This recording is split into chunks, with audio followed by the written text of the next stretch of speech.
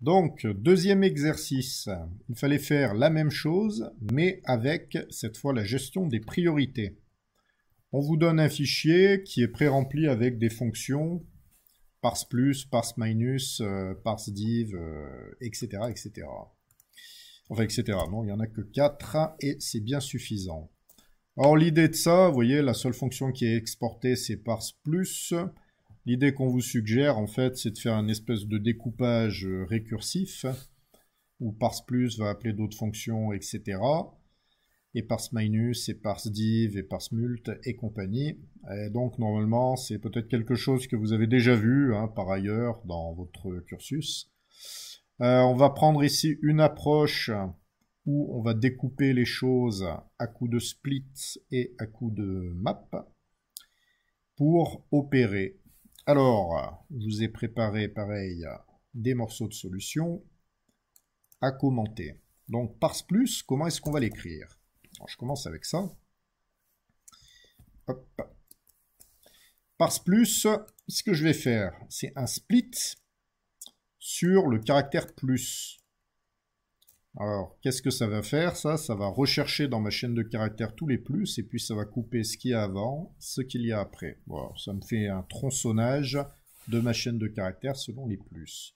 Et qu'est-ce que je fais de ce que j'avais avant et de ce que j'avais après? Et bien là, je vais appeler parse minus dessus. Parse minus, qu'est-ce que ça me renvoie? Ben, ça va me renvoyer des nombres. Alors, on ne sait pas encore ce qu'on va faire avec parse minus, mais admettons que parse minus ça marche, c'est-à-dire ça me fait le calcul de tout ce qu'il fallait. Je me retrouve finalement avec un tableau de nombres qu'il faut que j'additionne, puisque avant j'ai un nombre et je dois faire plus, plus, plus. Une fois que j'ai ça, bah là vous voyez c'est une petite réduction qui va être facile. Hop, ma réduction c'est l'accumulation où j'additionne. Je ne fais qu'additionner. Alors, qu'est-ce que j'ai fait par rapport à ça? J'ai isolé ici le premier élément. Voilà, donc ça va supposer que j'ai un premier élément. C'est pas nécessaire, j'aurais pu faire quelque chose avec 0, mais disons je prends mon premier élément et j'opère ma réduction à partir de ce premier élément. Ok, ça fonctionne. Autre façon de faire, j'enlève ce premier élément, tout simplement. Je me retrouve avec une liste et je démarre avec 0, hein, tout simplement.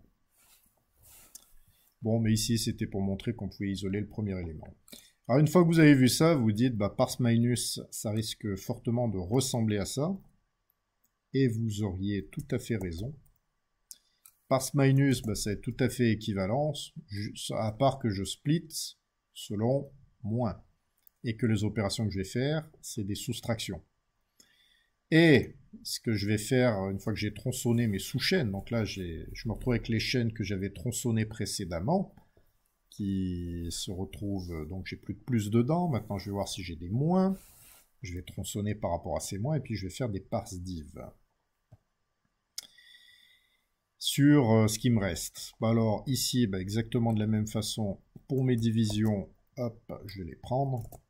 Et puis pour mes multiplications, hop, je vais les prendre de la même façon. On va regarder un petit peu ce que ça donne. Alors ici, voilà, une petite particularité en cas de chaîne vide, finalement. Il faudra que je renvoie 0 et pas forcément l'opérateur 1. C'est pas grave. On regarde, donc c'est ma calculette simple. Je rafraîchis mon code. Je vais mettre ici un point d'arrêt pour qu'on voit un petit peu ce qui se passe. On va essayer avec quelque chose, par exemple, 3 plus 2 fois 3. Ici, j'ai bien une priorité qui doit s'appliquer. Hein, la multiplication se fait avant. Ça doit me renvoyer 8 et pas 3 plus 2, 5 fois 3, 15. Comme ça le fait avec la calculette super simple. Entrée, j'arrive ici. Donc, je vais faire mon parsing de ma chaîne de caractères et je vais le mapper sur minus. Donc, je vais rentrer en fait dans le mapping. J'arrive sur minus. Minus, il va opérer sur la chaîne 3. Alors, sur la chaîne 3, ça va pas être très compliqué. Je vais faire un split, ça va me renvoyer pas grand chose. Ça va ici passer sur parseDiv. ParseDiv, il opère toujours sur la chaîne espace 3 d'ailleurs. J'arrive ici, je split sur multiplier, j'ai rien. Je fais un parseFloat. Alors parseFloat, c'est fourni par JavaScript. ParseFloat ici, bah, ça va me produire 3. Je vais opérer ma réduction sur un truc où il n'y a pas grand chose à réduire. J'ai même une chaîne vide en fait. Et ici, bah, je vais prendre 3 que je vais renvoyer. Ça va être le résultat de ça. Hop, ici je vais opérer mes divisions. Ici je vais opérer mes soustractions. Et je continue. Hop, hop, hop. Alors, cette fois j'opère avec la chaîne 2 x 3, vous voyez. Alors bon, je suis passé un petit peu vite, mais ici, donc j'ai bien le 2 x 3 qu'il va falloir opérer. On descend jusqu'à la multiplication. La multiplication, on reconnaît ce qu'il y a à faire. Ici, j'ai l'opération 2 x 3 à faire. Je le fais. Ça m'envoie bien 6. C'est le résultat que je retourne.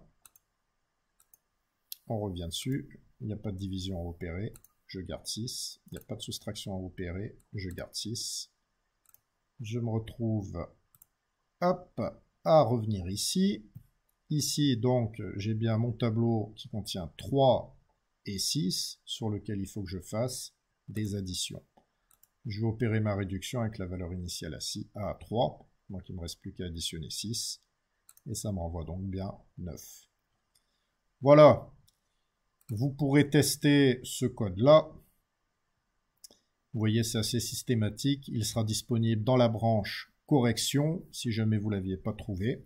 Sinon, bah, vous avez peut-être un code équivalent, vous comparerez. Bon, c'est une solution là qui est possible. Il y en a d'autres. C'est pas la plus économe, mais c'est la plus rapide à écrire en tout cas. Enfin, une des plus rapides à écrire. Voilà pour l'exercice 2.